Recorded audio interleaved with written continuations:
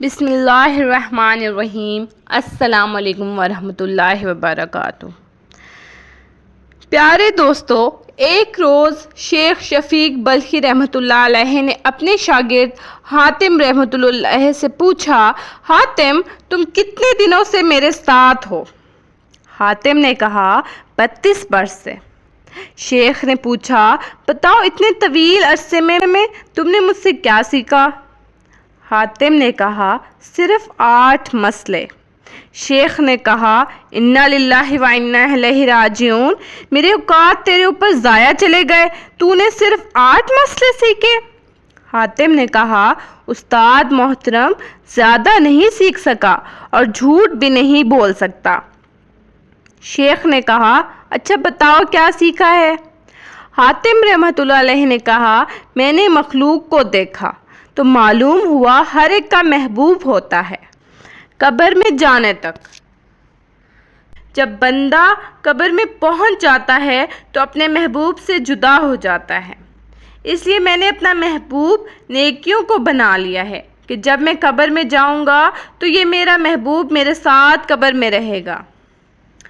Number 2، لوگوں کو دیکھا کہ کسی کے پاس قیمتی چیز ہے تو اسے سنبھال کر رکھتا ہے اور اس کی حفاظت کرتا ہے۔ پھر فرمان الہی پڑھا، جو کچھ تمہارے پاس ہے وہ خرچ ہو جانے والا ہے، جو کچھ اللہ کے پاس ہے وہی باقی رہنے والا ہے۔ سورۃ النحل آیت نمبر 96۔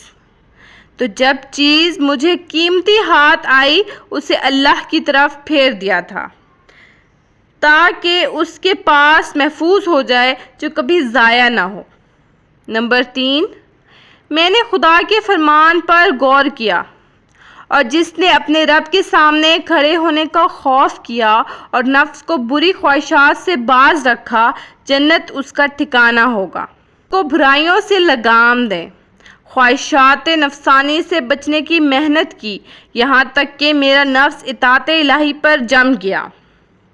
نمبر 4، لوگوں کو دیکھا ہر ایک کا رجحان دنیاوی مال، حسب نسب دنیاوی جاہ و منصب میں پایا، ان امور میں غور کرنے سے حیش دکھائی دی، اور ادھر فرمان الہی دیکھا، در حقیقت اللہ کے نزدیک تم میں سب سے زیادہ عزت والا وہ ہے جو تمہارے اندر سب سے زیادہ پرہیزگار ہے۔ تو میں نے تقوی اختیار کیا تاکہ اللہ کے ہاں عزت پاؤں۔ نمبر 5، لوگوں میں یہ بھی دیکھا کہ آپس میں بد رکھتے ہیں، ایک دوسرے کو برا کہتے ہیں۔ دوسری طرف اللہ کا فرمان دیکھا، دنیا کی زندگی میں ان کی بسر اوقات کی ذرا تو ہم نے ان کے درمیان تقسیم کیے ہیں، اس لیے میں حسد کو چھوڑ کر خلق سے کنارہ کر لیا اور یقین ہوا کہ قسمت صرف اللہ کے ہاتھ میں ہے، خلق کی دعوت سے باز آ گیا۔ نمبر 6، لوگوں کو دیکھا کہ ایک دوسرے سے سرکشی اور کشت و خون کرتے ہیں، اللہ کی طرف رجوع کیا تو فرمایا در حقیقت شیطان تمہارا دشمن ہے، اس لیے تم بھی اسے اپنا دشمن سمجھو۔ اس بنا پر میں نے صرف اس اکیلے شیطان کو اپنا دشمن ٹھہرا لیا اور اس بات کی کوشش کی کہ اس سے بچتا رہوں۔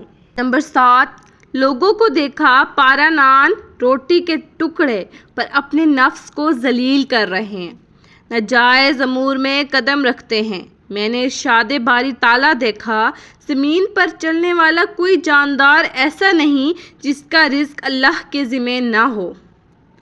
سورہ ہود آیت نمبر 6۔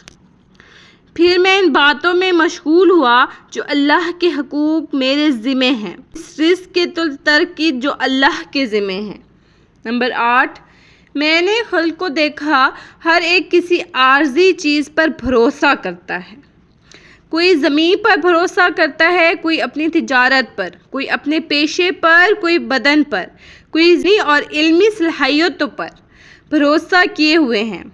میں نے خدا کی طرف رجوع کیا، یہ ارشاد دیکھا، جو اللہ پر بھروسہ کرے اس کے لیے وہ کافی ہے۔ سورہ طلاق آیت 3۔ تو میں نے اپنے خدا پر توکل کیا، وہی مجھے کافی ہے۔ شیخ بلخی رحمۃ اللہ علیہ نے فرمایا، اے میرے پیارے شاگرد حاتم، خدا تمہیں ان کی توفیق نصیب کرے۔ میں نے قرآن کے علوم پر مطالعہ کیا تو ان سب کی اصل جڑ انہی 8 مسائل کو پایا۔ ان پر عمل کرنے والا گویا چاروں آسمانی کتابوں کا عامل ہوا۔ جزاک اللہ خیر۔